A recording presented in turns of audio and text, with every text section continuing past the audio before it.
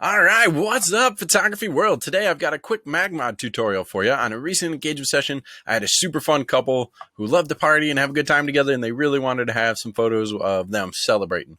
So I took some inspiration from Jason Vinson. He kind of made this trend of people popping champagne.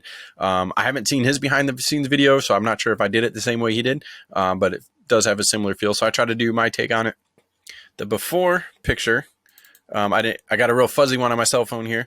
As you can see, there's one Magmod off to each side with the mag sphere on it pointed at the couple. There's an 80-200 flash, so I wanted something relatively strong. One is pointed at the groom, the other is pointed at the bride, and then beneath them, in between, I have a blue gel pointed up, so that when they spray champagne, we're going to light it up. So here's the setup, and then we'll play a video clip of it in action, and then I'll kind of walk through some of the pictures and kind of explain in detail what's going on. So here's the video of me taking the photos in action. Yeah, I think it should be good. Oh, let me do one quick one lighting test. Sick. It looks so good. Okay. All right. Shake? Yep, go for it. Yeah, shake them up. I'm yeah. This way. All right, go ahead. You're covering me, thanks.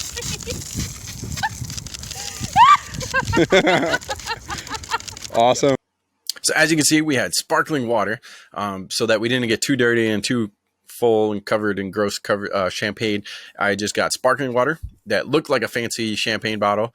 I can't remember the name of the brand, but at Costco, they had it by the case, these glass bottles of mineral water. And if you shake them up while holding your thumb over the top and then let go a little bit, it'll spray out like crazy and get bubbles everywhere.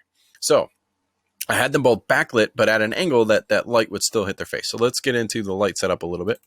So the behind the scenes pictures are a little crappy. I'm just grabbing them as I'm working. So I got one pointed at his face and the other pointed at her face. So the one that's pointed at the girl acts as a rim light for Nathan here. And the one that's pointed at him acts like a rim light for her, but then it gets light in his face. And the key is you want the light going through the water droplets before they hit the camera. So everything has to be coming from somewhat of a backlight.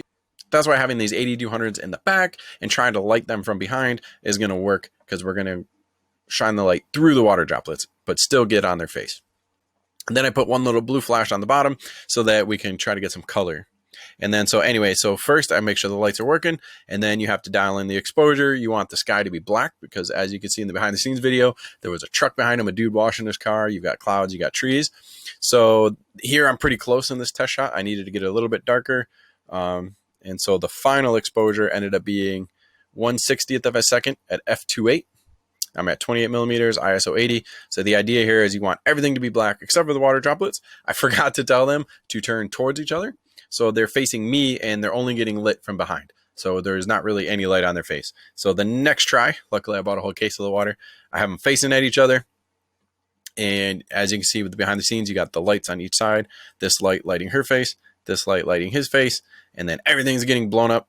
All the water droplets, you're adding some color from this blue gel down here. And then finally you have the after shot. So this is the money shot. This is what we were trying to make. Had them celebrating, having a good time, champagne fighting.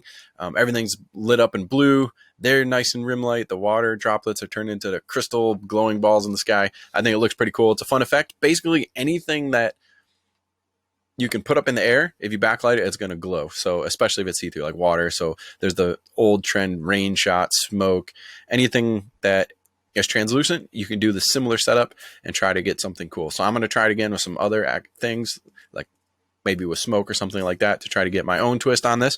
But if you have a couple that wants to do something totally fun and totally crazy, here's a cool technique. Thanks for Jason Vinson for the idea. I don't know if he was the first one, but he was the first one I saw, and I think he kind of made the trend go. So if you're interested in seeing more of his work, you can check out Jason Vinson on Instagram. He's got lots of great stuff.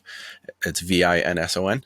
And otherwise, come check out my channel, Shutter School on YouTube, or go to theshutterschool.com. Please like, subscribe, share, help us grow. And I'm going to be making more Magmod tutorials soon, so please keep tuning in. Please help the channel, liking and sharing and all that good stuff. Again, I'm Joshua Grasso with the Shutter School. We'll see you in the next video.